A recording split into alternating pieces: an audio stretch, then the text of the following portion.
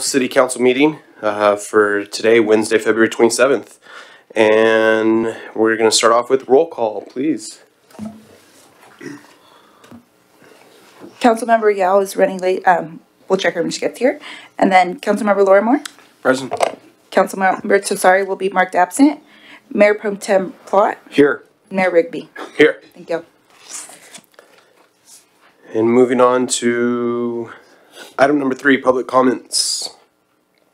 Do we have any public comments for this? No, sir. No? Then we will move on to item number 4. And just as a reminder, this is a special city council meeting, and we will have our regular city council meeting that will start at about 6:30. So item number 4.1, community satisfaction study results. And we will turn this over to Ms. Applegate, please. Yes, good evening, Mayor, members of the council. We are thrilled to share the results of our recent community satisfaction study with you this evening. And this evening we have a special guest that will be presenting the results, Timothy McClarney with True North Research, and I will let him take it from here.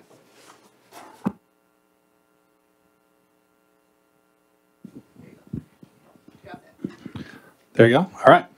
Well, good evening, Mayor, members of council. I'm Dr. Tim McClarney. I'm the president of True North Research, and we are a firm that for about 20 years has specialized in working with cities and other public agencies around the state and using surveys to help them develop a statistically reliable understanding of the communities and the customers that they serve.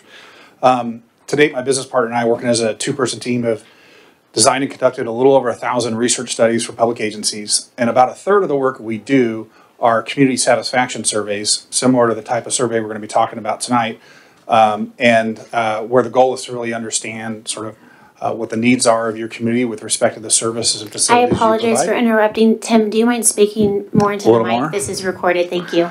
No problem. And so, as I mentioned, about 300 of those studies were community satisfaction surveys for other California cities. I mention that mainly because as I go through tonight's presentation and I'm talking about the results here in the city of Eastvale, I may make reference to how your results compare to what we might typically see in other cities around the state. And I just wanted you to have a sense for the comparison or the experience base from which I'd be speaking. Also, I welcome questions from council as I go or at the end, whichever is your preference. Okay. So, on to the, before we talk about the actual results, let's take a moment to talk about the purpose of the study or the why cities go about doing this type of research, as well as the methodology or the how cities go about doing this type of research.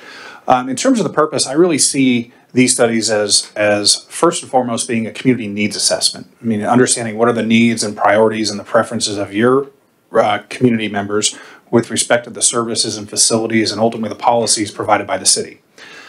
Once you understand their needs, the flip side of that coin, which is really another emphasis within the survey, is to help us understand how well is the city meeting those needs, right? In what areas are you exceeding residents' expectations, and what areas are you meeting their expectations, and where might there be some opportunities for improvement. We also take an opportunity to drill down into certain areas that we know might be areas of concern or interest for your residents, things like traffic mobility, public safety, economic development, and I've got some slides on that as well. And then finally, a part of the survey also deals with city resident communication, right? This is an area that's actually had a lot of changes in recent years. We've had the privilege of working with some cities for 20 years, and we've been able to track their data for 20 years. And so city resident communication, as I'll talk a little bit about in this presentation, is an area that's seen a lot of changes in the last few years. And, it's worth, as a city, kind of keeping mindful of what those changes are and allowing you to sort of stay ahead of them.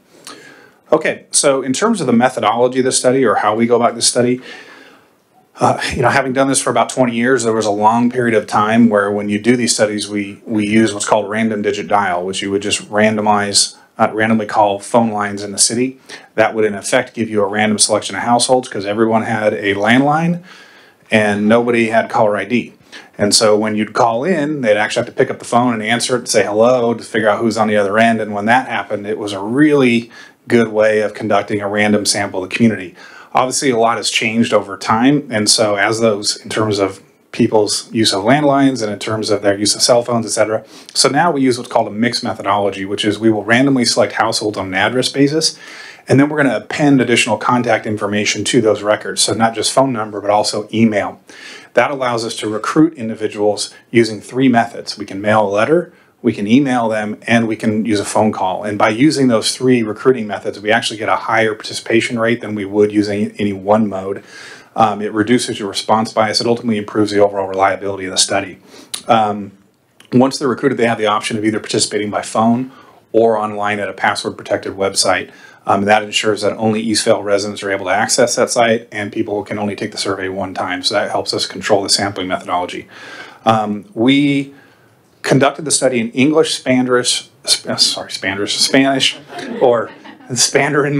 Chinese, or Chinese, whichever was the individual's preference.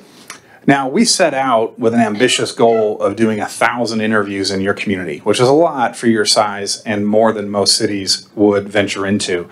And we actually, because of the strong response from the community and the interest in sharing their opinions, we were able to walk back in the door with almost 1,200, right? Which is great. Now, because this was a random sampling of about 1,200 of your residents and not a census of all your adult residents, it has what's known as a margin of error due to sampling. And in this case, that's about plus or minus 2.8%. What that means is we can be 95% confident that the results we'll be talking about tonight are within 2.8% of what we would have found had we spoken with all of your adult residents. Okay, on to the results. So in this first slide, and one of the opening questions of the survey, we asked individuals to rate the city of Eastvale as a place to live, as a place to raise a family, right, as a place to retire, a place to work, shop, and dine. And as you can see here, the opinions of Eastvale vary depending on what dimension we're looking at. The highest ratings here were for Eastvale as a place to raise a family. You had 91% of residents rate that as excellent or good. You had a similar rating for the overall quality of life in Eastvale. You had 90% rate that as excellent or good. As you go a little further down the list, you see that, like a lot of places in California, when you ask about how is it to retire, overall they start to rate that a little softer.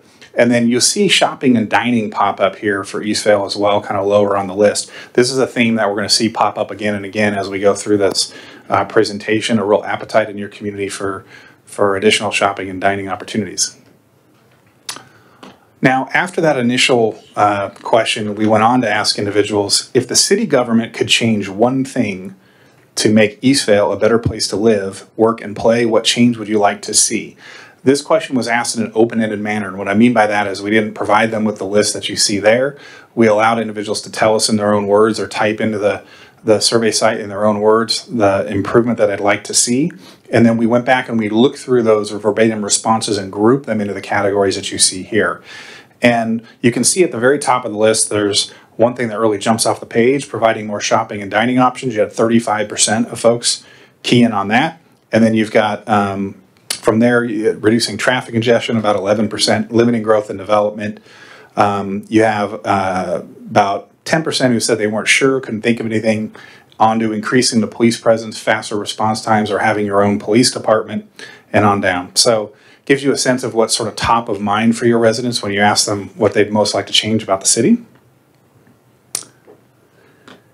Now, this next question in some ways, or this next slide is in some ways the most important of the whole bunch, and it's the responses or answers to the question, generally speaking, are you satisfied or dissatisfied with the job the city of Eastvale is doing to provide city services? Because we're asking respondents to speak about the city's performance in general, right? We're not referencing a specific service area. It can be thought of as like an overall performance rating for the city. And what you find is that 82% of your residents said that they're either very satisfied or somewhat satisfied with the city's efforts to provide services. You had about 11% who were dissatisfied, and you had about 7% for who were not sure. To give you a sense of where this falls for the range of where I've seen it, the highest I've ever seen this, and this was a while ago, was 98% satisfied, and I've seen it in the 40s, right? So it's a big range. Anytime you have a situation where you have better than 80% of your residents saying they're satisfied with the job their city government is doing, you're doing a good job overall. You got a whole bunch of government employees back there. Yep. Nice work. The other thing I'll point out, and you don't see it on this slide, but in the full report, as you dig into this and you look at how opinions of the city's performance varied by how long they've lived in Eastvale or whether they have children in the home or not and their age, etc., that this positive opinion of the city's performance is widespread, right? It's not like it's really high in some groups and really low in others. It's consistently positive across the board. Now, that last slide was about the city's overall performance. Here, what we get an opportunity to do is now drill into specific service areas, and there's 12 of them listed on that slide. And we're asking two related questions, the first of which is shown here on this slide, and that is overall, how important is this service to you, right? Would you say it's extremely important or very important, which are represented by the dark blue and medium blue bars? Is it somewhat important or not at all important, which is represented by that negative white space off to the right? They're asked in a random order, but we've sorted them from high to low based on that combined percentage of folks who said it's extremely or very important. And when you think about all the things that a city does, it's kind of not surprising that what tends to fall towards the top of this list are public safety and public works, right? So number one, providing fire protection, emergency medical services. Number two, maintaining streets and roads. Number three, providing law enforcement services, and then maintaining parks and rec and on downs, right? So in most cities, it's public safety and public works that rise to the top of the list, and we see that same pattern here. Now, same list of services, we then went on to ask folks, overall, how satisfied are you with the city's efforts to provide that service? And what you can see here, before you get into the sort of ranking, when you look at the overall picture, you see a lot of green on that slide. Green is good, right? Green means that residents are satisfied with the city's efforts to provide that service. At the top of the list, you're getting the highest satisfaction with respect to your efforts to maintain parks and recreation areas, provide fire protection, emergency medical services, hold special community events, provide trash collection and recycling services, as well as providing recreation programs for all ages. It's worth pointing out, though, that even those at the bottom of the list, right, although they're at the bottom of the list, you still have better than 7 out of 10 residents saying, they're satisfied with your efforts in that area. So anticipating that traffic and traffic mobility might be an area that residents have an interest in or concern about, we wanted to dig a little deeper in the poll. And so what we did is we asked them to rate transportation mobility in a variety of different areas of the city. And by transportation mobility, what we said was we mean the ability to move and connect within the community, whether you walk, bike, drive, or use transit. And so these were asked in a random order, but again, we've sorted them from high to low based on that combined percentage of folks who said it was either excellent or good. And overall, you're getting the highest sort of scores with respect to transportation mobility on bike lanes, trails, and sidewalks, overall road safety in Eastvale, transportation mobility on major streets within Eastvale, as well as overall mobility. You're getting somewhat lower marks around schools. I understand that. I actually live on the other side of a one-way street by a school, and there's certain hours of the day I do not get in my car and try and attempt that drive. And then the other one is transportation mobility on freeways and highways in areas surrounding Eastvale. Obviously, that's not the city's area of responsibility, but what happens if you don't include that in the list?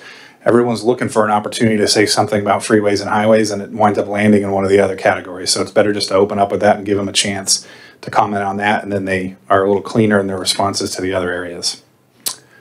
Now, another sort of transportation-related question, but this one focusing on road safety. And we asked them if they're satisfied or dissatisfied with the city's efforts to address roadway safety by improving and maintaining streets and intersections, timing traffic signals, and other measures. And here you see you've got almost 8 out of 10 residents saying we're satisfied with the city's efforts in this respect. This is a really important point to point out because, we do this for a lot of other cities, and one of the cities that we've worked with for years is Temecula. And if you're ever driving down the 15 towards Temecula at the wrong time of day, and you're in the far right-hand lane, whatever you do, don't look down at your phone or anything else, because you're going to wind up rear-ending somebody who's suddenly dead stopped. That's the way it used to be on those freeways because of the intersections, right? And so traffic and traffic issues were really high in terms of areas concerned for residents in their survey. And yet, when you ask them how they feel about how the city's doing to address that, they get very high marks for that. And so residents are able to distinguish. They understand that if you ask them to rate traffic, they're going to give an honest answer about that. At the same time, they tend to also recognize when cities are doing things to try and address that problem. It may not make it go away, but they recognize the effort. Okay, so switching gears a little bit, as my understanding is Eastvale has a growing community, and we wanted to get a sense of how residents felt about different types of housing stock that are in the community. And the best way to do that was to say, for each of those options that you see there on the left, we simply asked them to tell us, how much of this is in the community currently from your perspective? Is there not enough, right? Is it too little? Is it about the right amount, or is it too much? And you can see that at the top of the list, you've got almost half of the residents say that there's not enough senior housing designed to meet the needs of older residents, right? With the balance being largely that there's about the right amount. And then the other two there that have more than a quarter of residents saying that there's not enough are mixed-use housing, which is residential housing units built on top of or next to office, retail, and restaurant businesses, as well as workforce housing that's affordable for middle-income families, right? So it just gives you a sense of the different types of housing types that could be part of the city's future, which of these, residents see that there's, not enough of currently or about the right amount or too much.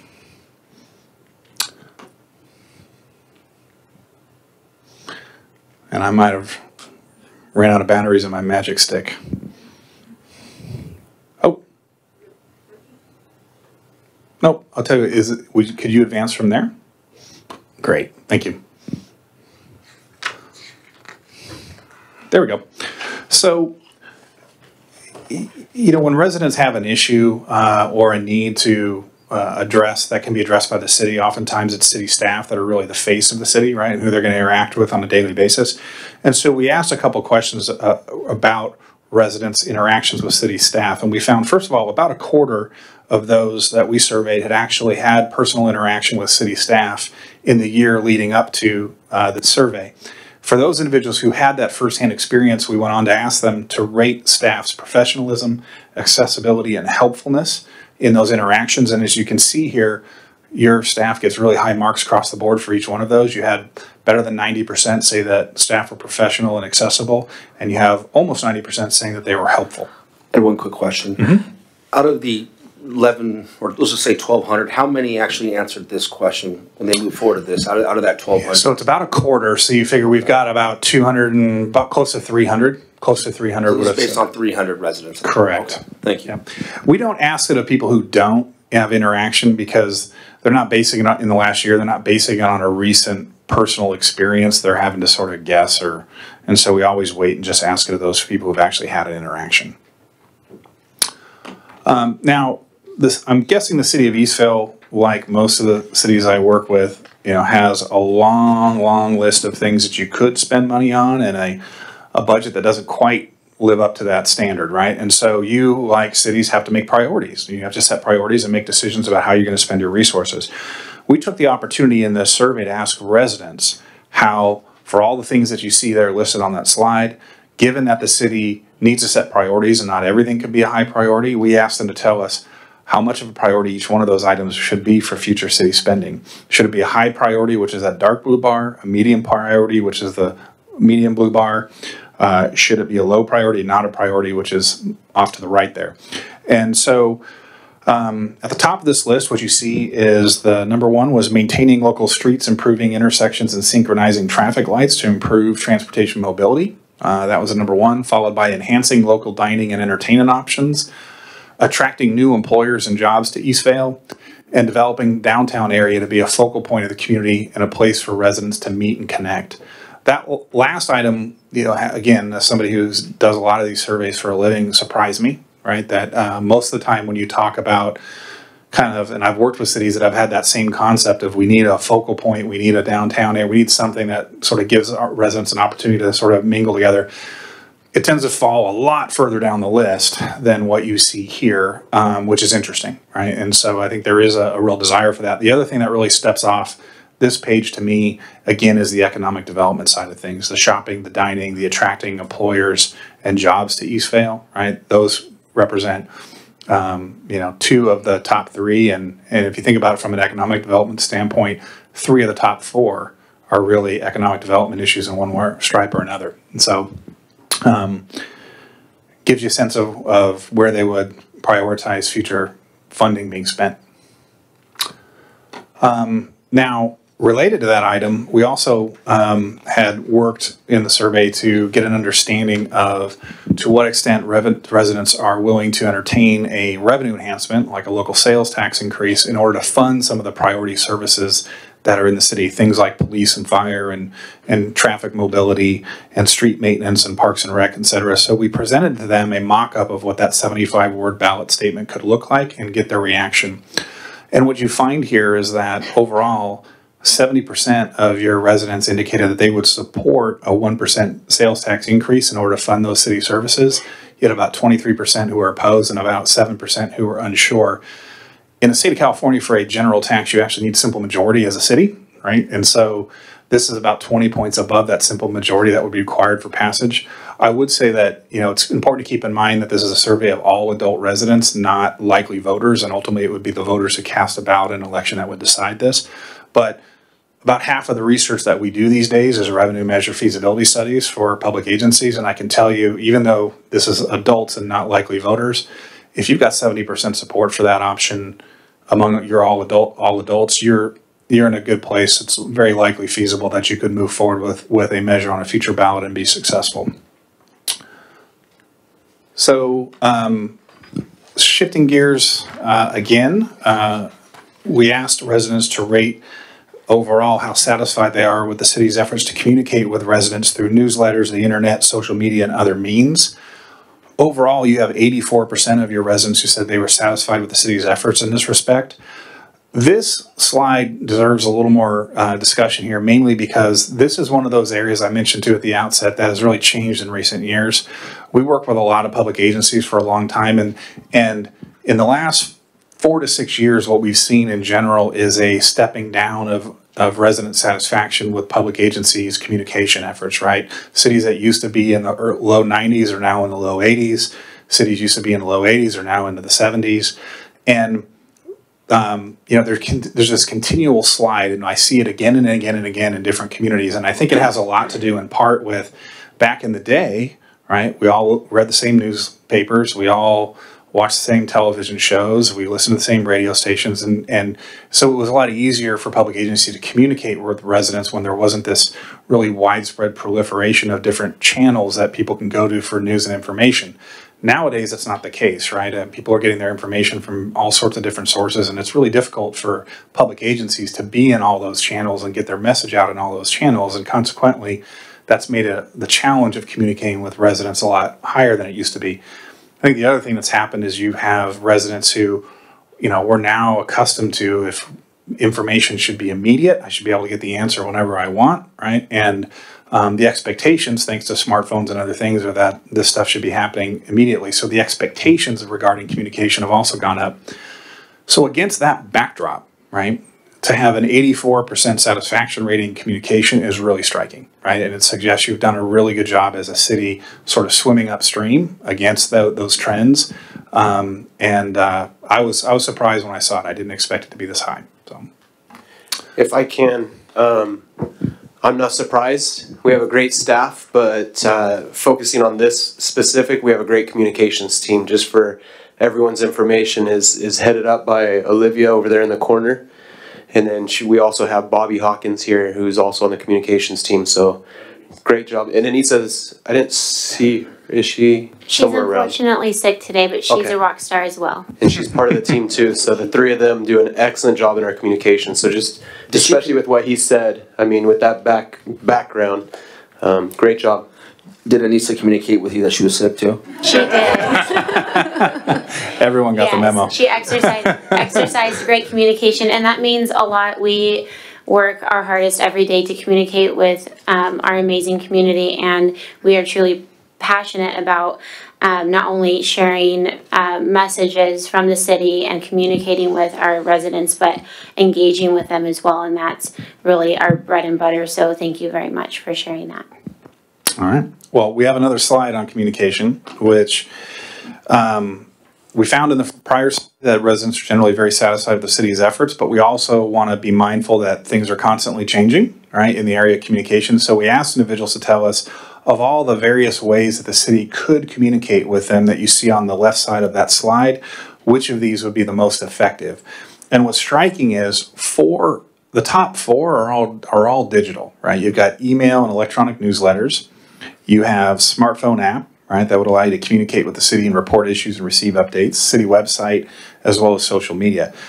there was a time not too long ago where the number one item on all these things was direct mail, right? That's what people wanted. Everybody wanted direct mail. And now you see direct mail is pretty far down the list. Any sort of talk about the digital divide and, you know, older folks not having access to the internet, not feeling comfortable, that sort of went bye-bye quite a while ago. And so, you know, if my dad, he still doesn't know the difference between text and email, but if he can use a smartphone to communicate with me, then anybody can.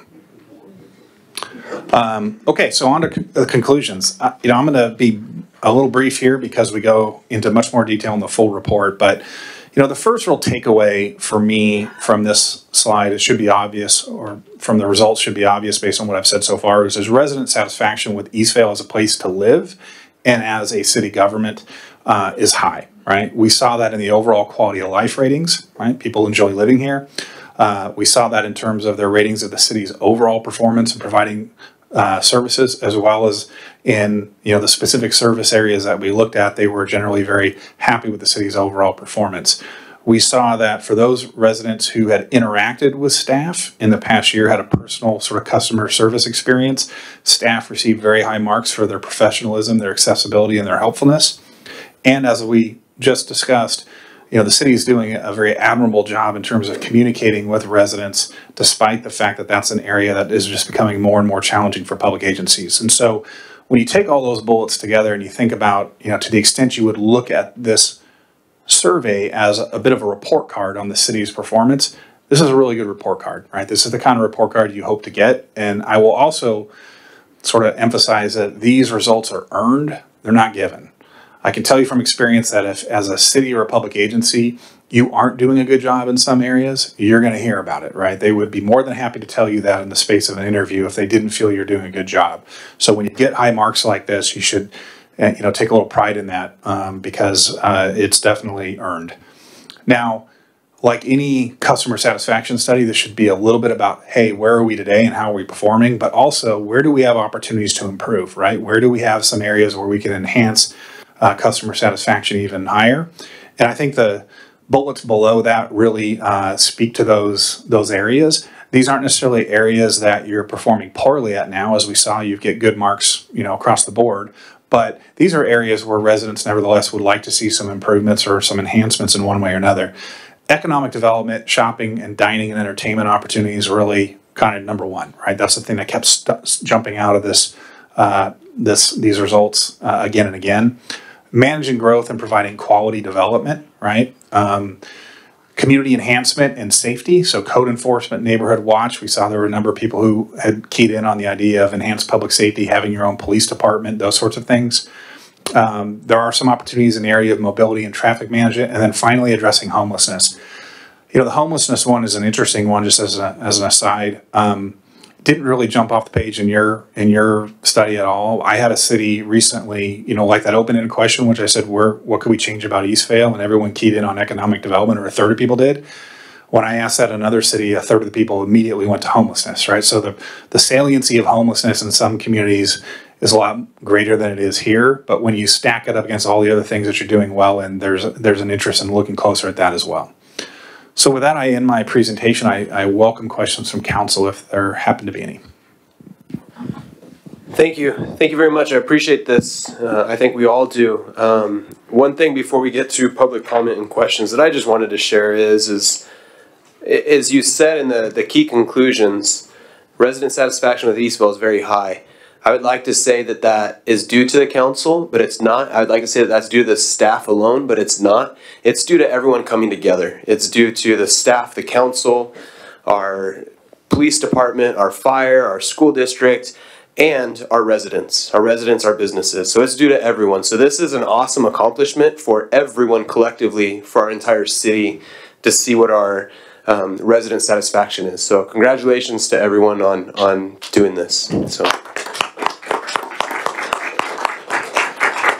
With that, before we get to questions from the council, do we have any questions, public comments on this? No, sir, we have not received any. Thank you. Then I would like to turn to council for any comments, questions, clarifications, anything. Mr. Lorimer? Thank you for this report. And there is a more in-depth report somewhere we can get access to? Right. Okay. Looking forward to going through that.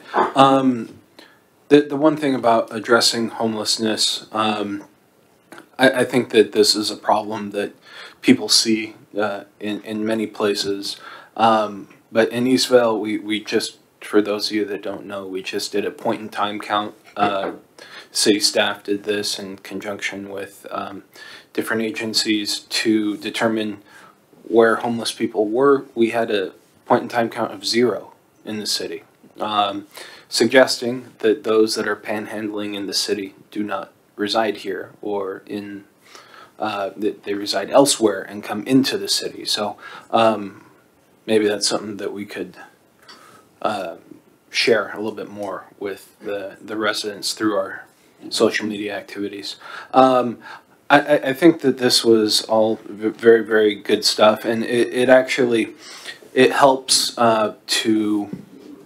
it helps clarify what I think or solidify what I believe many of us know from tracking these things on social media and speaking with residents. But this is a very helpful tool, and I'm appreciative of all the hard work that you guys obviously put into this. So thank you. Thank you. Before we move on to Councilmember Plott, I forgot, I didn't read during our public comment section. I just want to share this in case anyone does want to give a public comment.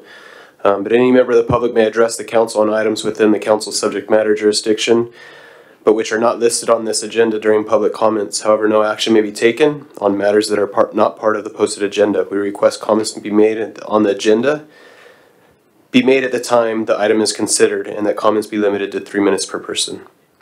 So with that being said, if you do have a comment, even if you have a comment on this one still, there's the blue cards back there, and you can go to the city clerk and we'll address that. Mr. Plott. Thank you, Mr. Mayor. Yeah, just a couple comments and a question. I love this, right? I am a person that is I love data, right? I think sometimes doing things anecdotally will lead you blind, right? And sometimes you can be accurate, but I appreciate this data. I'm glad that staff, Brian as well, we kind of put this out. It gives a clear-cut direction as far as what needs to be done. My question to you is how often because obviously you don't want this to be a one-time thing, this study. It would be foolish to look at this and just, okay, this is what we're going to move forward, but to revisit the same study again and go. So my question is, how often do city agencies, is it I think annually seems to be almost too much. You kind of want some, maybe a couple of years go by, but what is kind of the current consistency where they go back and revisit this again? Yeah, I think your instincts are right. My experience, and I have some cities that do it annually, it seems like a little fast, because what you want to do is look at this as a living document, right? So you get these results, you say, okay, how do we build this into our budget cycle? How do we build this into our planning and some changes we want to make to address some of the findings we have? Give that some time to play out and for residents to see the changes. Then you get to come back to them at a more appropriate time so they had a chance to feel it, and you can better register how well you're doing. I think 1 year is too soon. 2 years tends to be the recommendation, in part because also cities tend to be on 2-year budget cycle, so it works really nicely that they do this as they're heading before into their budget cycle. Beyond that, 3 years just gets a little weird. And I've had some cities that will span at 5 years, and to be honest, too much is going on in the period of 5 years, and the adage is you can't manage what you don't measure, right? And so I think the 2-year cycle makes the most sense. Yeah, I think that would be, again, a recommendation to staff, and obviously I think it'd be an approval of council that we kind of start looking at that maybe every 2 years, and maybe have that for discussion, is how often do we want to do this. But I think that's something we need to do to continue measuring this data. Yeah, and Mayor Pro Tem, one of the things that we were thinking about doing is almost the cost of this isn't that significant, especially to get 1,000 people's input. And our city is changing so rapidly. We are not a century-old city. We are an 8-year-old city. And since we are changing so quickly and the dynamics of our city are changing, we are not a slow-moving government like many of our peers. We move faster than a lot of other governments, as was seen by our professionalism and our pace and performance. So we were actually thinking of bringing this back every year, and we can track the change, and then over a 5-year period we can track upwards and downward trends and see that how that's going. Because as we do different capital projects over the next couple of years, we could definitely see anomalies pop up. You know, like last fall we did a lot of roadway maintenance, so people could say, well, there's a lot of congestion because we did a lot of roadway maintenance. But then we got high marks because we improved the roadways, and they saw the dedication of improving those roadways. And so I mentioned that exact thing during that. I said it's amazing how positive review we got when it was right in the middle of a huge project that we just did. So great job to our public works. Yeah. Just use our SBA 1 funds, the old story seldom. Like that's Yeah. where that came from. And so I think since we're kind of we're more of an entrepreneurial, quicker, more adaptable community. We tend to move quicker, and the feedback to us is more instantaneous, especially on our social media platforms.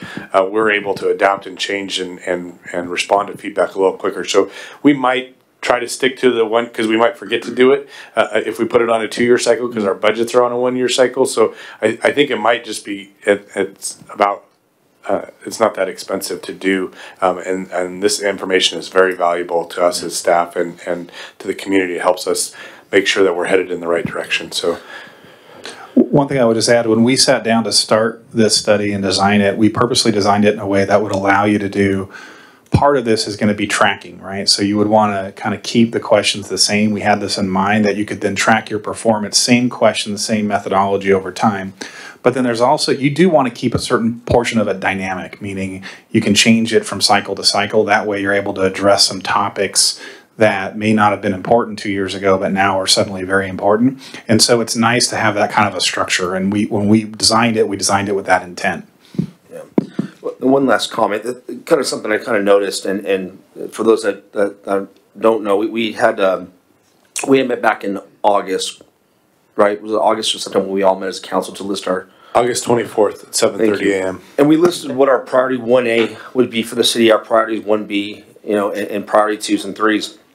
And so the one thing I wanted to show, it's really nice to see that we're dialed in with the residents of Eastville, that we're kind of in lock and step. And so, you know, priority 1A, right, is economic development, shopping, dining, right? Another priority 1A is providing quality development.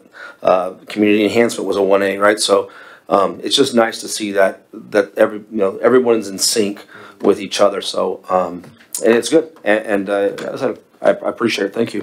Thank you. Ms. Yao. Thank you. I have a question. So in regards to transportation mobility, did we include any questions on public transit by any chance?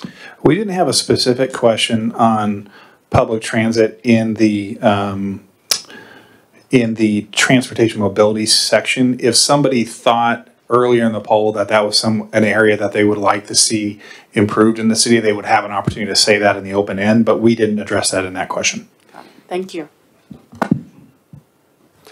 Just one quick question. On a city the size of ours, roughly 65,000 residents, what is your normal sample size that you would do? 400. 400. And we did over 1,000, right? Almost 1,200. Awesome. So that just shows the more accuracy that we have from the larger sample. So, but once again, thank you for this. Thank you for staff in helping and putting this together. And ultimately, thank you to our entire Eastville team, including our residents, for the results of this. This is awesome to see. And we look forward, I know as a council, that we're going to use this to continue to make sure that our strategies that we have set are in line with what our residents want. So. And in reality, I can remember when we put out the proposal, he goes, do you really want to do 1,000? Because you can save about $5,000 if you do something less, because a lot of the cost is the phone interview, and the standard deviation would only go from about 3.5 to 2.8 is 2.81 if you want to go out to the 100th digit, and so there wasn't a significant deviation, but what we felt was really important is that we allowed more residents to participate in this this first inaugural survey, and we can determine if that is the right number in the future going forward or not. But we really wanted to make sure that we were getting across the board into every age group and every ethnic and cultural and social economic status in our community, and getting a clear representation of everyone in our community, because sometimes on social media we don't have everybody participating in social media. It's sometimes a few hundred people, and we wanted to make sure we were getting a clear representation of our entire community. Mr. Plott? Also, the other stat I really appreciate was it was 18 minutes average conversation. So this was a discussion. It kind of tells you it's very thorough and in depth. So thank you. Yeah, on that note, I sometimes have people come to me and I go, how on God's green earth do you get somebody to stay on the phone with you for 18 minutes, right? And it's like, well, I mean, if I want to talk to you about insurance, I probably have 20 seconds. But when it's about your community, right, when they get into the interview and they realize this is about Eastvale, this is my opportunity to share my opinions and my priorities with the city, we really don't have a problem with people dropping off, right? They see it as an opportunity to share and contribute, and that's reflective also in that high sample size, right? I mean, I thought 1,000 was going to be a stretch, and we walked back in the door with, you know, almost 1,200. So really positive. I was one of those skeptical. That's why Brian and Olivia are over there chuckling at me. But when the proposal came back that it was going to be a 15 to 18 minute interview, I immediately responded to them and said, that's not going to work in our community. And Brian replied back, just have faith in us.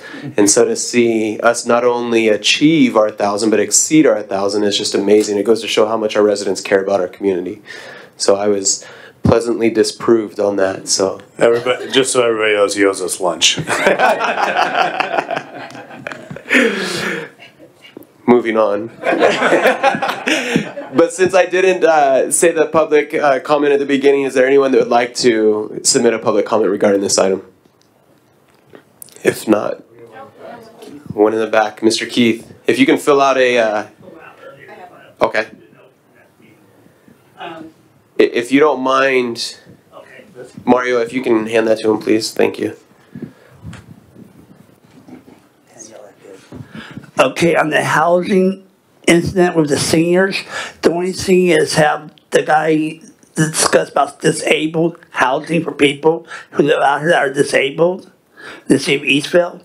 There's nothing about housing for disabled people. Was that mentioned? It wasn't as a specific category.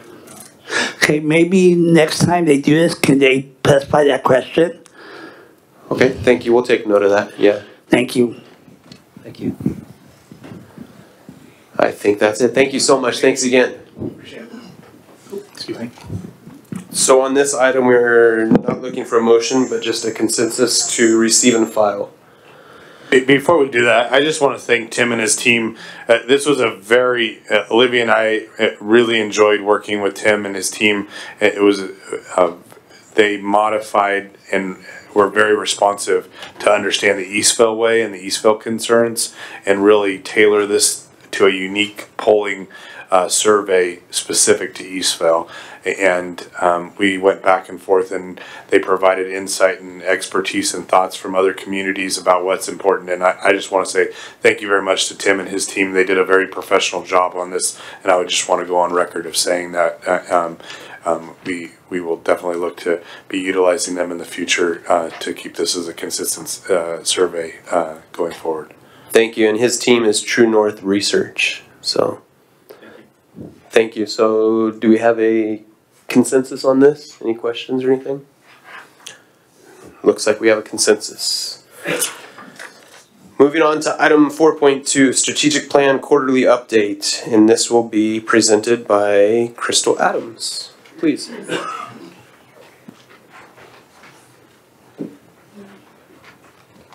Are we good? Okay, thank you.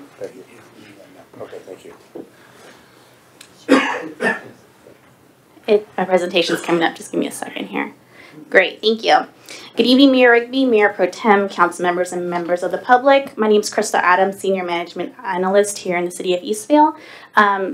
sorry to go back here. Really quickly, now that we've had the presentation on the community feedback survey, I'd like to highlight some of the strategic plan target goals that we've completed since the plan's adoption in November. We've already alluded to this strategic plan already in this presentation, and you're going to hear this theme throughout the evening. So I just want to make sure that we can highlight some of our successes so far.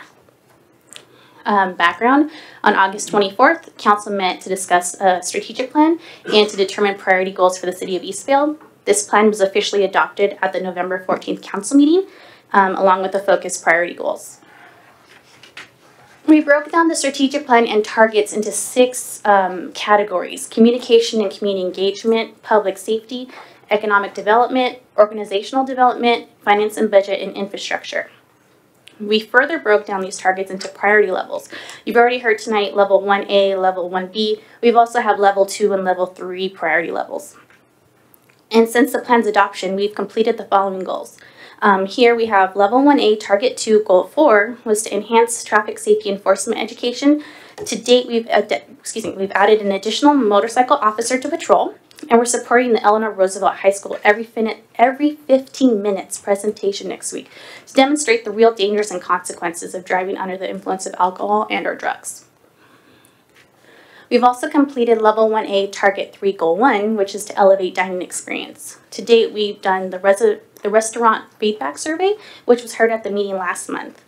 We've also had staff do site visits to engage local restaurant owners to consider Eastvale as a location. We are identifying and marketing current vacancies within the city and encouraging and supporting unique and specialty retail, restaurants, and entertainment to match and celebrate Eastvale's diversity.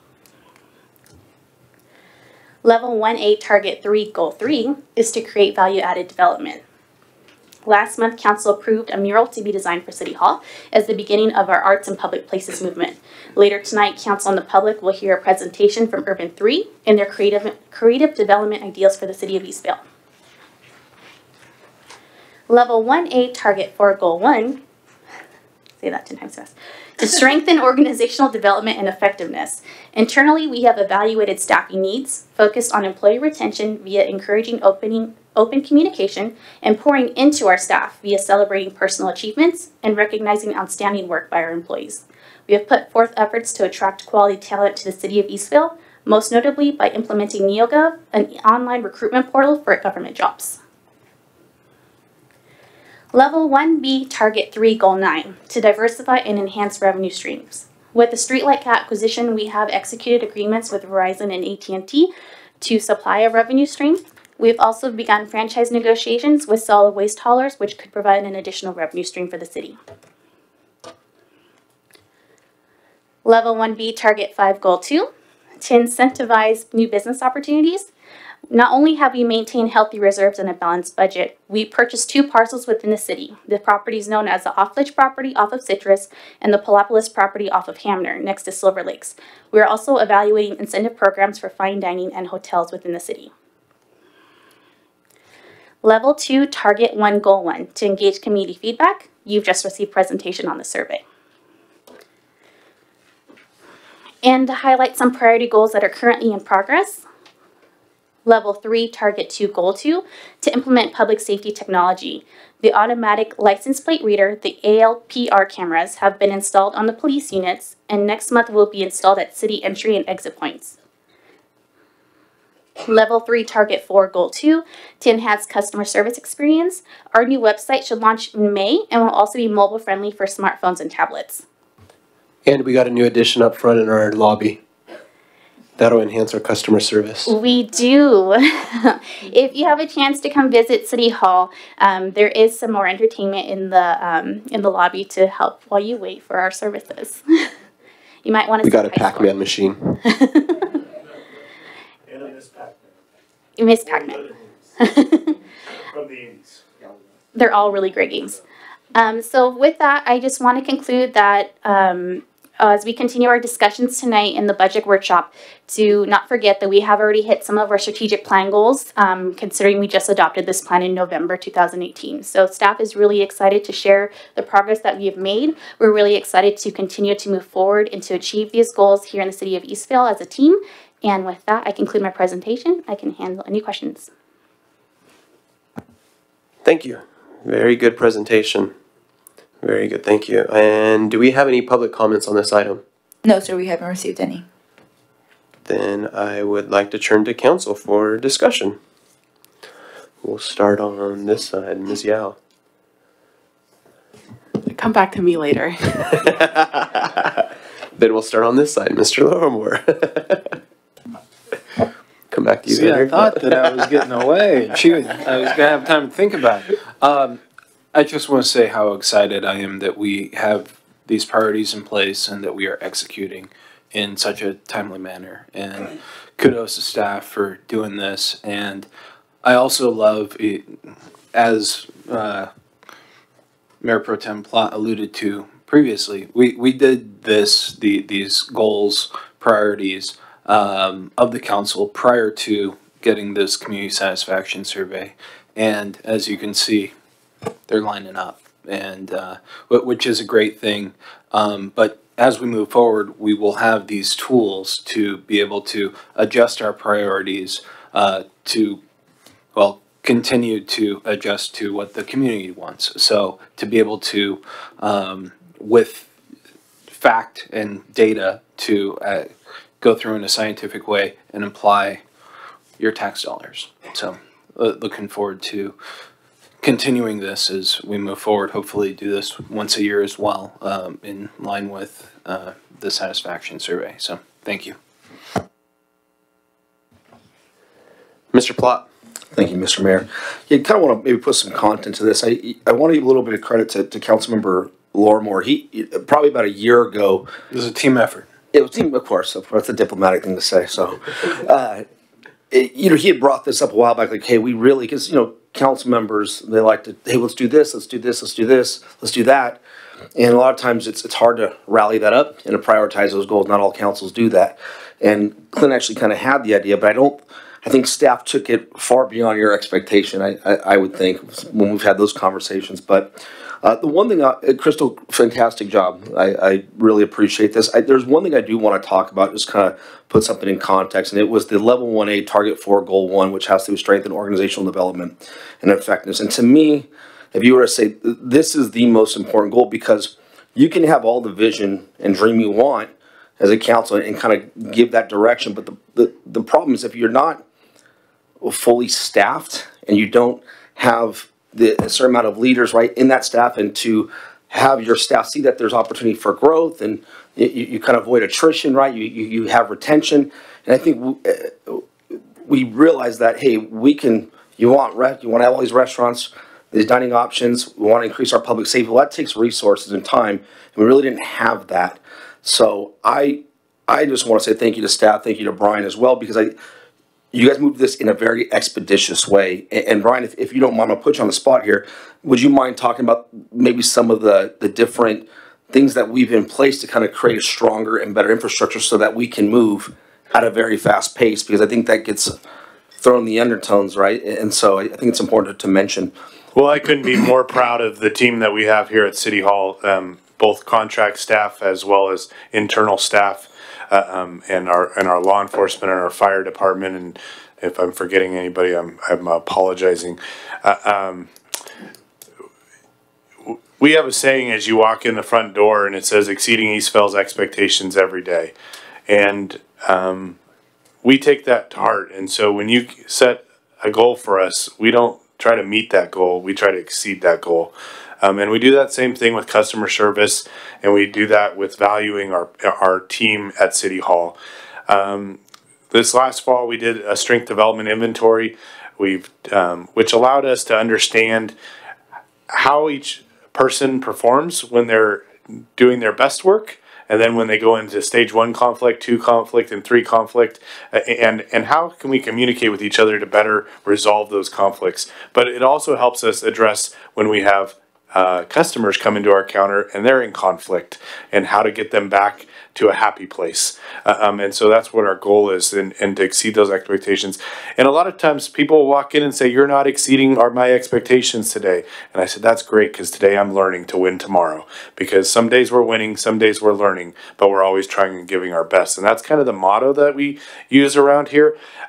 We're not fully staffed up yet, by no means, but we are working really diligently with the resources that we have, and this strategic plan and prioritization helps us be laser focused in addressing where we are, because it's really easy for a city to get distracted by the noise or the flashy items that come and distract you and lose sight of where you're trying to go. And it was interesting because about it might have been Monday or last week. Well, I think it was last Wednesday. I said, "Oh my gosh, it's already been 3 months since November 14th.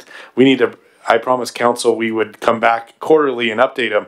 And they said, "Well, can we wait till March 13th?" And I said, "Nope, we got to do it next week, and we need to do it because we're aligning all of these efforts. We did the strategic planning and prioritization. We've done the community satisfaction survey." We've done the restaurant survey. We're getting the input and feedback so that we can be focused on where we need to be doing these things. But we're really sitting down with the team and identifying how can we help you do your job better, and focusing on valuing our team.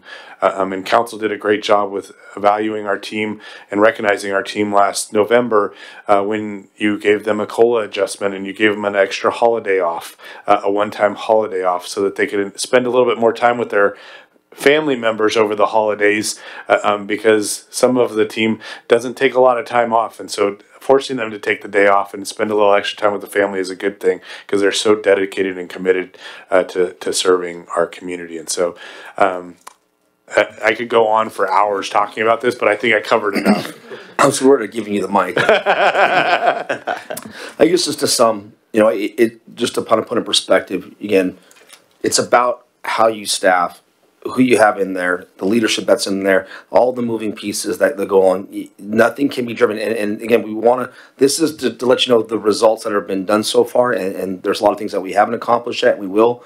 But I just want to recognize that it cannot be done. And I'm glad what we decided this is level 1A. You cannot be done unless you have the right staff in place, or else it'll just be a vision that never gets done. And the other thing that we did is we created a management team here in Eastville, and each one of the managers and each one of the teammates with those managers have really stepped up to own various components. But I want to say a special thank you, and I think she's out in the crowd out there. We changed our human resources because we don't look at our people as resources. We look at them as talent, and so we have a talent manager in the back, and that's Angelica Zepeda back there. And she's really taken the spearhead of helping people realize their potential, and helping me make sure our talent is being led in the right direction. And so between that and the rest of the management team and everybody else just communicating what our expectations are and striving to figure out how we can all collaborate to serve our community has laser focused is really the thing. So I just want to say thank you. We have a great dynamic team. So thank you, Brian. I have nothing else. Thank you. Thank you, Mr. Plott. Ms. Yao. Yes, I just want to say thank you. This is really helpful considering I am fairly new to the council, so this provides me with a sense of direction on how we should move forward. I am surprised though to see that infrastructure target 6 is not is not being presented here, because I feel like we have done a lot just in the past few months. But with that being said, this is really helpful, and thank you, Brian, for all that you do. Thank you. I couldn't do it with the rest of the team. And as far as infrastructure, in the last 3 months, we haven't done. We did a lot of infrastructure prior to those 3 months. We did a lot of maintaining of the roadways last fall. A lot of maintaining. We heard from all of you. We appreciate your patience. But in the last 3 months, we haven't. It's the winter, and so we don't do a lot of maintenance during the winter except for filling the potholes from this excess rain. So continue to submit those potholes and anything else in the community on City Source, because we do respond and read those daily. So thank you. And just for the public's information, our strategic planning workshop, there was basically a report that was done, and that's available on our website. So if you're curious to see the additional priorities that we have set for the city. You can find that on the website there. One of the things that I just wanted to kind of a little bit of reiterate was the fact that we set this back in August. And a lot of times when you see an organization that sets a strategic plan of the caliber that we set with so many goals, it gets difficult sometimes. And sometimes you get bombarded down because there's a lot of, I'll admit, as a council, we have a high expectation. And Brian has taken that with his staff, and all the staff has ran, not only ran, but sprinted with this and has done a great job. And this shows what kind of job that has been done. The awesome thing, too, going back to when an organization sets this, sometimes it becomes a stagnant thing, that it's just something that's put on a shelf that, oh, we did it, we checked the box, we got it done. But our staff has done a very good job in making this a living document. Every city council meeting that we have, when you look through our agenda, for just about every single item, it says down there strategic plan, and it has what level, what target, what goal that is. So everything that we do, we're trying to align with our strategic plan. So thank you to our staff. Thank you, Crystal, for that presentation. It was a great presentation. And keep up the good work, staff. You're doing great. Thank you. You know, we did forget one. Thank you, Councilmember Yao, for identifying infrastructure. We did win an $8 million grant to put in some trails in our community. So over the holiday break, we were told that we won an $8 million grant to put some trails in around our schools and parks. And so those will be some great infrastructure investments that we haven't implemented them yet. So we didn't take credit for them and put them on the PowerPoint slide. We only count it when it's done, not when we just win an award. So, or when we win a grant, but there is one in progress on that. So that was something that happened really good for infrastructure over the last 3 months. As you share that, Brian, if you can, and we're going to limit you 30 seconds. Can you just share with the public? Well, I almost ate the mic. Can you share with the public in 30 seconds just what that grant is and kind of the highlights of it? It's the California Active Transportation Program grants, and we competed statewide to receive an $8 million grant and leverage our local resources. It is a trail on Scholar from Citrus all the way up to Belgrave, so the full length of the city from one end to the other, and on Harrison from Chandler all the way to the north boundary. And so those are two north-south trails, and we're looking for other opportunities to help move and connect our people in our community. That was 27 seconds. Thank you, Brian. That's exciting. We look forward to that. I know it'll be a great thing for our community. Any other questions, comments from council?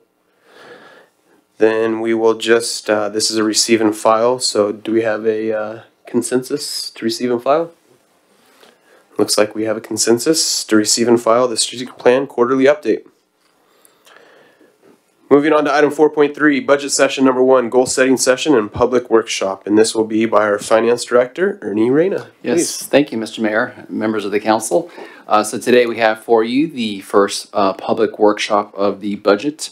Our next one will be 2 weeks from now, and that'll concentrate on public safety. So this one is everything other than public safety. So beginning with the theme that we have going for strategic plan, we're going to go off that topic and go from there.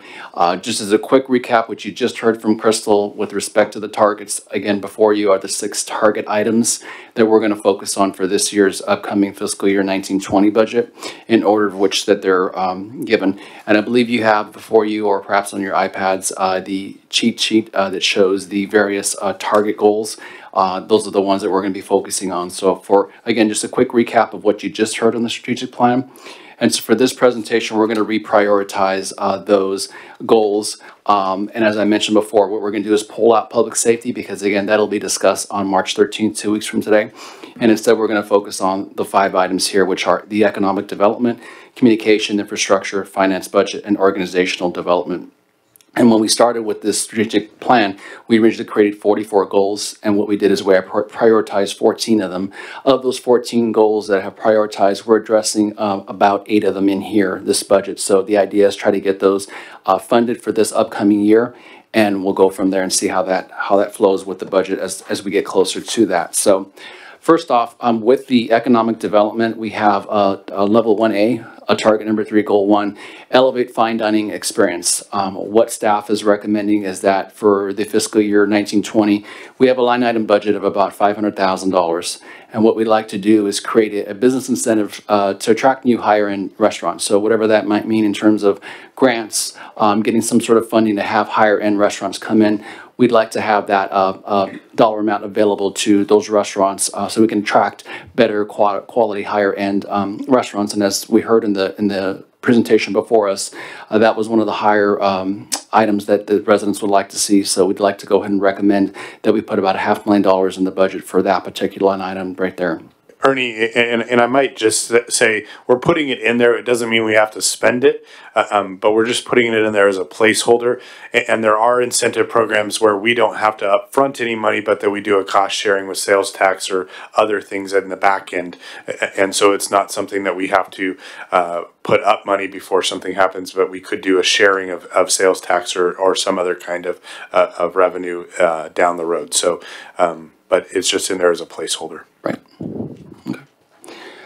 So moving along to the next item, which is under the communication, community engagement category. Again, that presentation we just heard first from True North was the community feedback survey. So one thing that we had thought of, and Brian mentioned this earlier, is to keep that in there for an annual survey if need be. We can conduct that on an annual basis, and what staff is recommending is that we place $50,000 in there a year for this coming up year for the annual satisfaction survey. Shifting over to infrastructure. Actually there's 3 items for this one that we'd like to kind of focus your attention on, and this one is the enhanced mobility and connectivity. One thing that we're looking at is the Trails Master Plan itself, so we'd like to update and enhance that.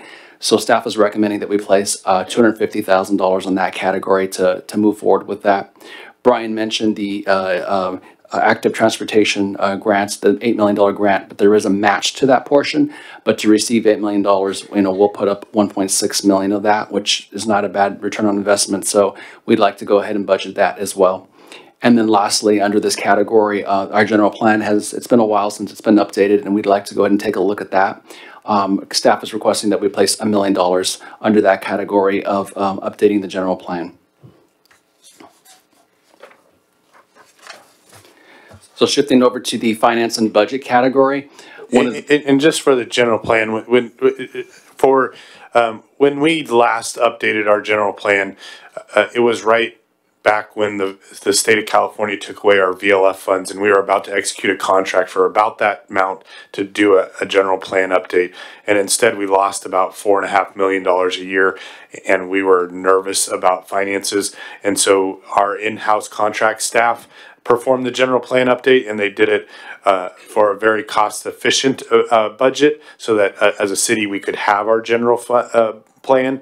But in talking with everybody, that we have to update our housing element and a number of different, and our transportation, the state is mandating we update our transportation element. And so there's a number of things that we need to be doing.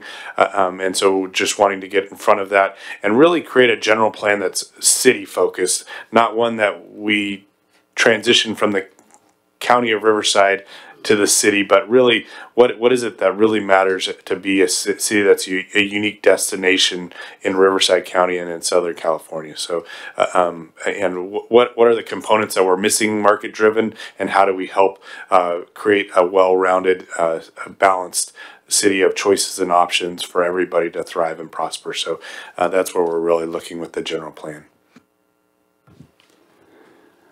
So the next one is the finance budget. As mentioned, this is the build city hall factor here. And what we'd like to do is place $100,000. This is to have a RFP issued for consultants to come on board, do that site location assessment so we can start with the design of the actual city hall. So staff feels if we put that amount in there, we can begin to move forward on that and see where we go from that aspect of it all. Next is the organizational development we spoke of, and Mr. Councilmember Plott alluded to this.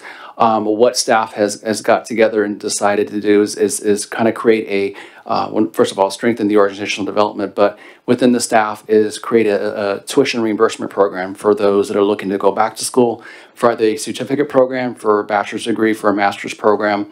The idea is to create a policy where an employee could benefit by receiving up to $10,000 over a 4-year period, where $2,500 a year would be allocated per employee. The stipulation would be that the employee would have to stay for a year after they receive their certificate or degree. And so if we budget $25,000 annually, that should be sufficient enough to cover anybody thinking about going back to school, receiving their degree, and furthering themselves here. So that's one of the ideas that we had on the tuition reimbursement. The other was establish a leadership development program, whether that's through coaching, through whatever that might be. We have in-house HR, but we also outsource some of that as well. And so whatever that idea might be, we'd like to think about putting $50,000 in there for a leadership development program. So all in all, what we're doing is trying to capture as many as the strategic plan priority items, 14 items that we just mentioned earlier. And staff feels that we can build upon that and add these items into the budget for 1920. And so listed by line item there, you can see the dollar amounts and what we'd like to propose. So for Elevate Fine Dining, again, $500,000 there. For the engagement of the community feedback, the annual survey, $50,000. To enhance the mobility and connectivity through the trails, through the ATP general plan, $1,250,000. And there's the $8 million ATP grant, 1.6. Build City Hall, $100,000, and strengthen organizational development of $75K. So the potential items that we have listed above are about $3.5 million. And so we'd like to try to budget as many of these as possible and move forward with those so we can begin to check off even more of those boxes of the strategic plan that we have going on there.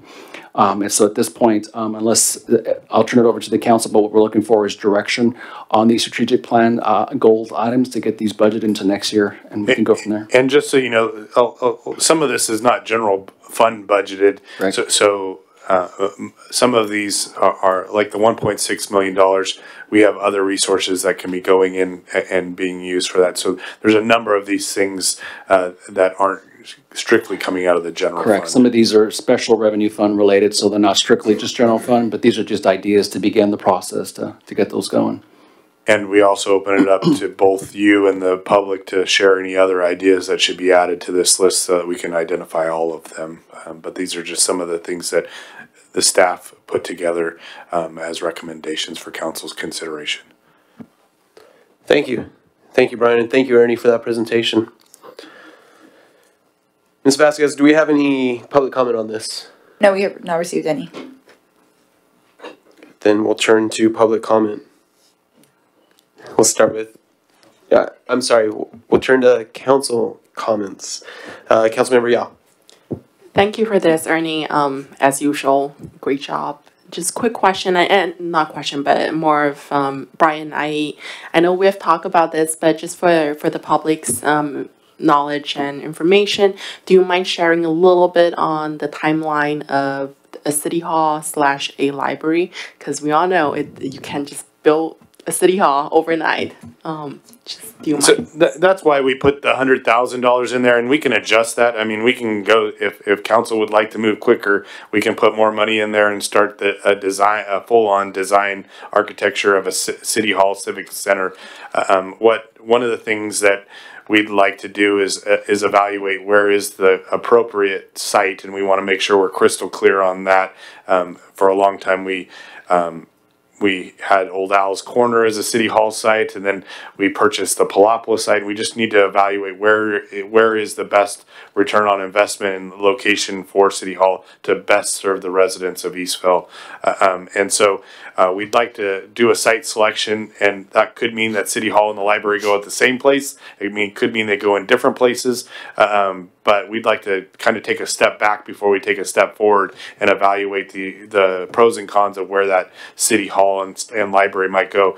Then once we get crystal clear on the location, then we can go full steam ahead on architectural designs and community engagement of what iconic building or fabulous architecture or design or because city government buildings are focal buildings in a community, and they have an opportunity to really make a statement. And so that way we can work with council and the community to do that. And once we get that direction, you know, it's going to take about 18 to 24 months to go sticks in the air and take hold of a building. And so, you know, we're still looking out. We have about a 2.5 year more lease on this property.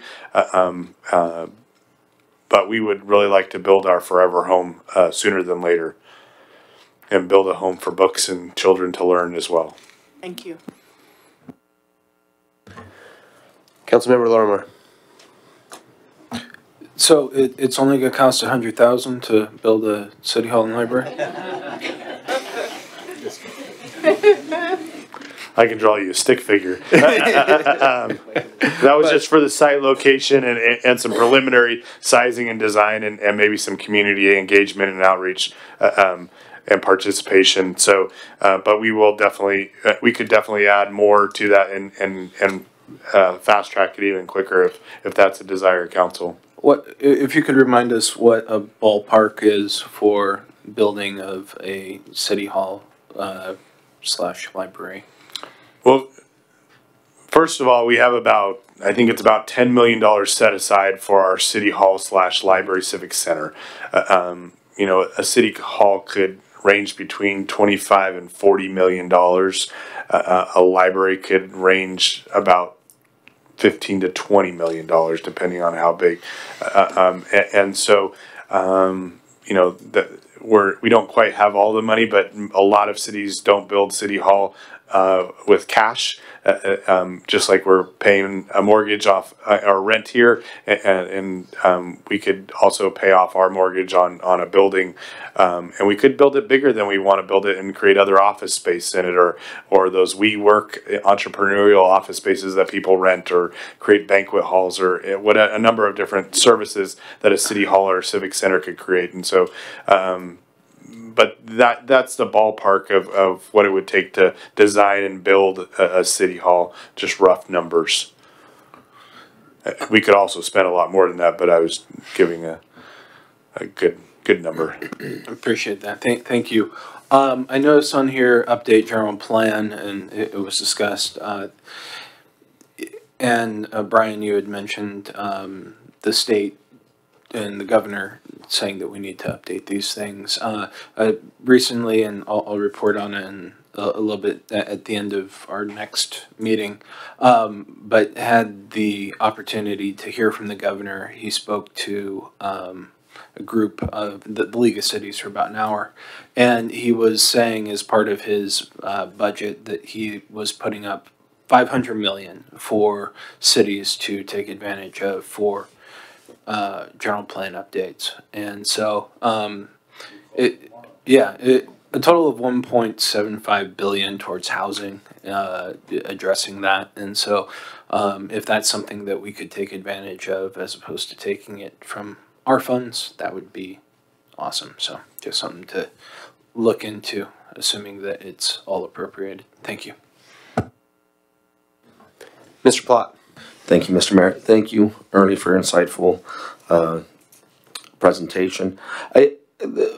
Just kind of one, maybe quick detail. It would be nice that when we are talking about funding options, is again where those allocations of those funds come from, whether it be you know, it's sensitive. It can be sensitive if we're talking about a general fund and we're pulling from a general fund, it being unrestricted versus the other items that are restricted. Just in the future, I think it would be helpful that as council and as the public we see that. But just a few comments. As small as it is, I think it has a great impact. Is just the tuition reimbursement. I think it's very powerful, right? It creates sustainability, right? And that's something that we want to keep here, and it creates culture as well within our city hall. So I'm glad we did something to that. It really doesn't have to do anything with the budget workshop, but as far as the actual, so I'm losing my train of thought here. As far as the ATB grant match, are we going to have a presentation anytime soon on the trails and exactly kind of where layout? And if is it down the road as far as maybe nice to hear a presentation as far as what that looks like, and maybe it's too soon. Just kind of wanted to see what that would look like. It's a little soon because but we definitely can do something and work towards that. Stephanie, if we can add that to the list of things to bring back before council, but we're working to put together kind of a quick white paper on trail opportunities in our city and where our links and to connect our residents with our schools and parks and our retail in our community. And really give people the choices to walk and bike in our community, because we're flat and we're 3x4 square miles, so you can get anywhere in our community easily on bike or walking. And there's a lot of opportunities to really connect in our community in new ways and be active.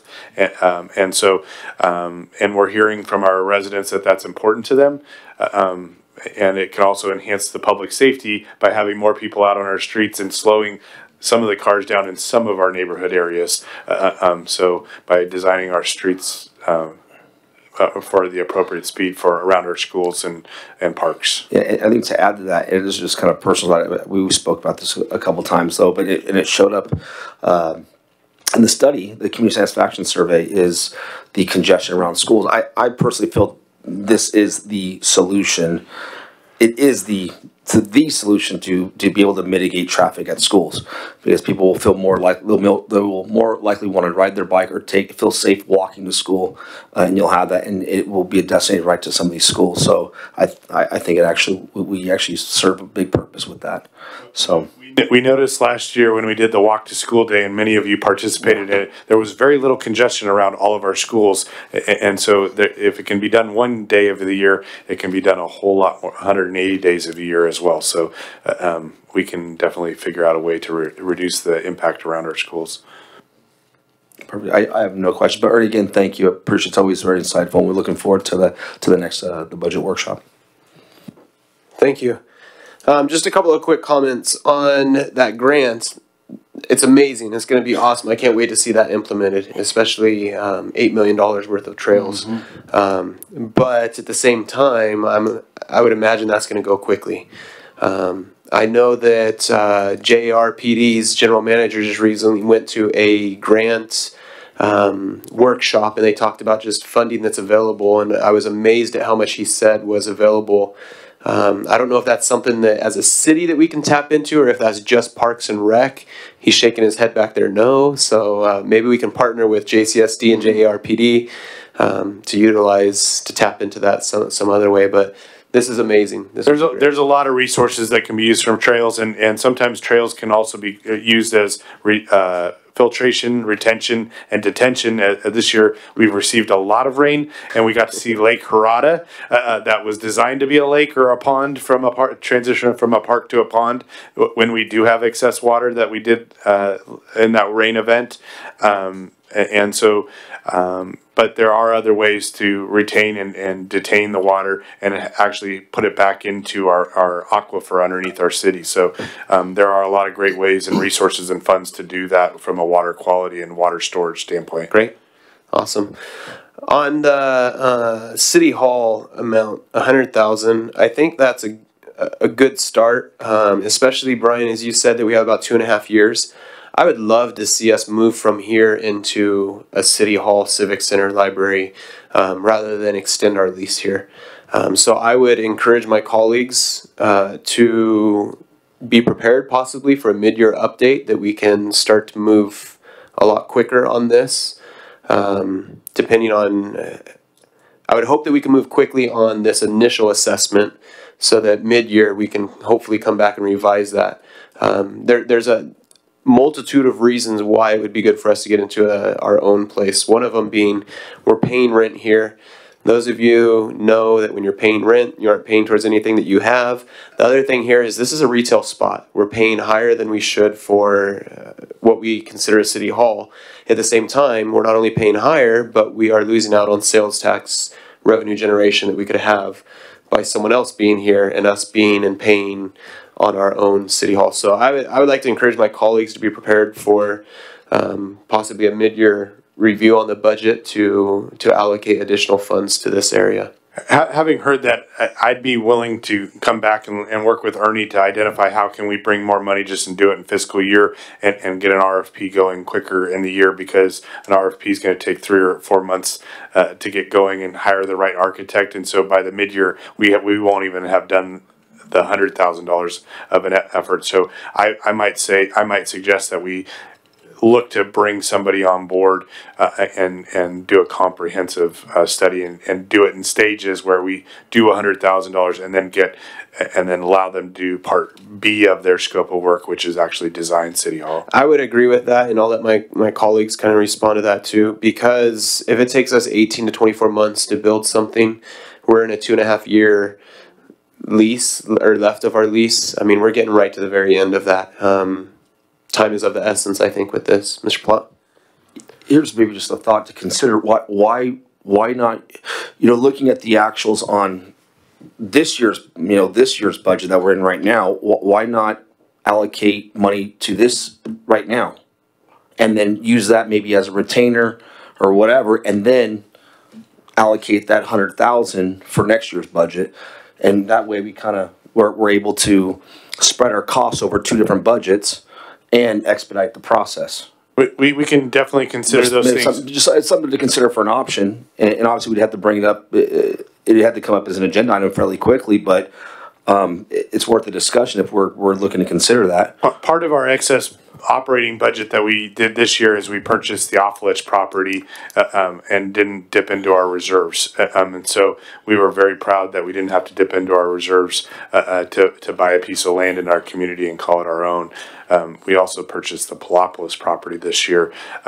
So we do have the money available set aside in reserves to build City Hall. And so part of that money that was set aside in reserves for City Hall was actually to design City Hall too. So we can take that money from the reserve fund and actually do that, or we can look to identify and project what our excess revenues is going to be towards the end of the year and just earmark that for the design of City Hall and Civic Center City. Yeah, I personally would like the latter, is maybe we can use it into our operating expenses for right now, the last 4 remaining months that we have left, and see if there's room within our instead of having to dip into reserves, to see if it exists in our operating expenditures and be able to use it if it's possible. Which might be a better way to look at it and spread it over 2 different budgets. You're correct. I mean, at our last meeting when we did the mid-year budget review, I showed about a $600,000 net revenue. So there's a little wiggle room there. We can take a look at that, shorten it up, and I think there should be some funds there, but we'll examine that.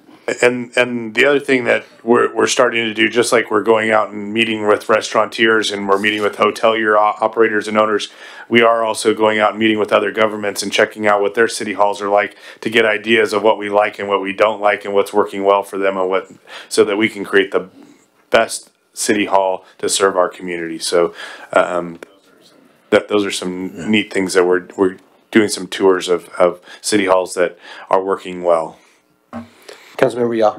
Yeah, I was trying to do the math in my head, but I'm horrible at math. But with that being said, I just want to make sure that, as we're thinking about adding more money to allocate this for the library or the city hall, I do want to make sure that I'm trying to be fiscally responsible, as in where I do want to make sure that we are able to get that within, by before the lease ends, because the worst thing that could happen is that you invest all this money and then the lease ends, the building is not ready, and then we have to sign on another lease or things like that. I don't know. I'm just playing through scenarios in my head. But it will be really helpful to have a concrete timeline and the concrete amount, how much money should we put in it, and then what the timeline will look like. The good thing is we have a great relationship with our landlord, and we will work really closely. If we have to extend it by a month or 2, I'm sure they would help us out. And if we need to get out a month or 2 early, we can also do that. So I'm sure they're flexible, and they'd like to get somebody in here even paying a higher rent than we are. So and then we can also collect the sales tax revenue from this space. So Thank you. And real quick, we're finishing up our special meeting. We'll get started on our regular meeting in just a few minutes. I had one last comment regarding the restaurant or dining experience, Elevate Dining Experience.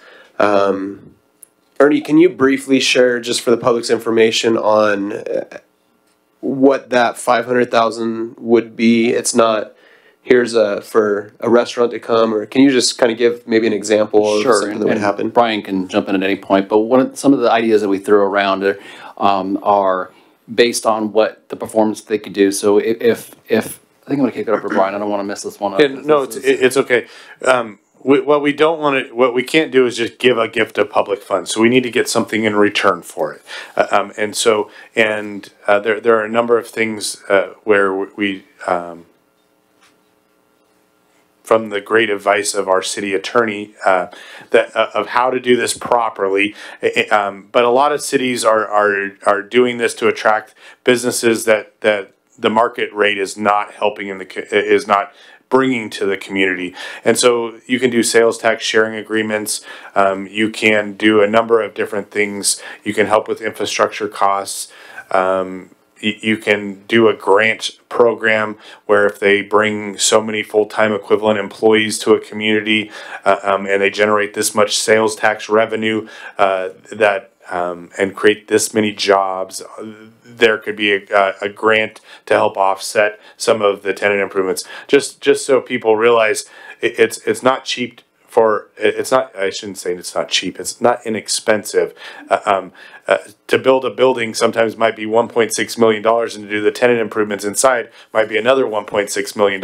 So to open up a restaurant before you even sell one meal could be $3.2 million for a brand new build. And so that's a big outlay for a restaurateur to do. And so helping them achieve and buy down some of those things, or helping their loan payments when they're starting out is and giving them that boost in their first 3 years when restaurants tend to struggle getting started is what we would be looking to do. Thank you.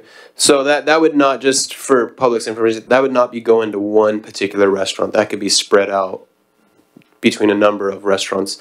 The other thing with this is it's important for us. I think this is a great amount for us to start with right now, because when we look at it, we were just the restaurant survey information and the studies that we did with that shows that we have almost a $72 million, 71.3, I think it is, $71.3 million leakage in our dining from Eastville. So if we can spend $500,000. That's the equivalent of about 20 restaurants, just so people can put that in perspective. So if we can spend $500,000 to retain some of that money and to provide that service for our residents, I think it's a well worth investment. Mr. Lormore. Oh, thank you.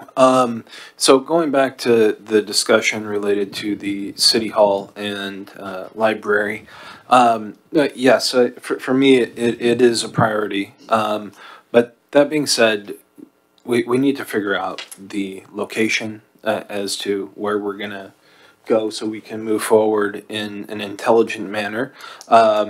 And I believe that's what this money being set aside for is going to go towards. My understanding is, previous discussion also, we do need that feedback from the community on this. More than this, though, I would like to have, for the council, to be able to talk through location so that we can have that solid footing to move forward on. But by prioritizing, and it sounds silly to say, but 2.5 years in government timelines, unfortunately, is fast when we're talking about something like this. And it sounds crazy me saying it, articulating that, but it is. But also this if we do prioritize this, as was discussed earlier, that would suggest that it's tying us into a specific course of action in terms of how we go about funding it, as opposed, we're not going to be able to pay cash if we do move forward. So I think, I mean, this is great that we're having this discussion here, but I'd like to have a more in-depth at a later council meeting. So. We'd be happy to do that. And most city halls aren't built with cash. And so it's just like when people buy a home, they pay off their mortgage. We'll pay off our mortgage too, and we own the building and we own the land that we're on. So that's what our goal would be. And so it'd be an asset that we would have as a community. So it wouldn't be liable. Well, I mean, we would have to maintain it, but it's still an asset that the community has. But I definitely agree with you that we would like to have community as well as council engagement on the design, the location.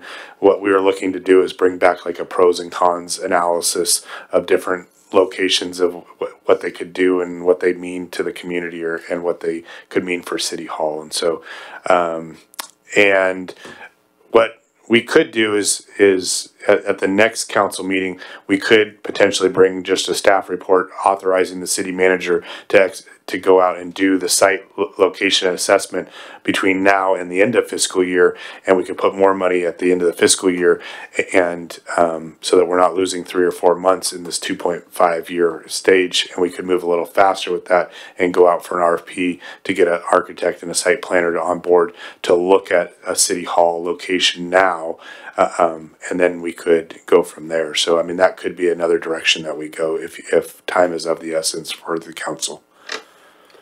I would think, and I would recommend, time is of the essence for us, but at the same time, like Councilmember Lorimer said, I don't think we want to move it so fast that we're getting ahead of ourselves. I think we need to make sure that we manage it properly. I think it'd be a good idea to bring that back for a item of discussion, and we can discuss more in detail. Any other comments from council? I don't think we need a motion, just direction, right? And staff is good on the direction that everyone's given? Yep. Great. Well, thank you so much, staff, for this, and we look forward to continuing our budget sessions. When is our next budget session? So the next one will be 2 weeks from today, March 13th. Okay. We'll do the focus on public safety. And it starts at 5:30. Perfect. So we will adjourn this meeting, and the next regular meeting of the Eastvale City Council will be tonight not at 6:30. We'll take about a 5-minute break, and this meeting is now adjourned.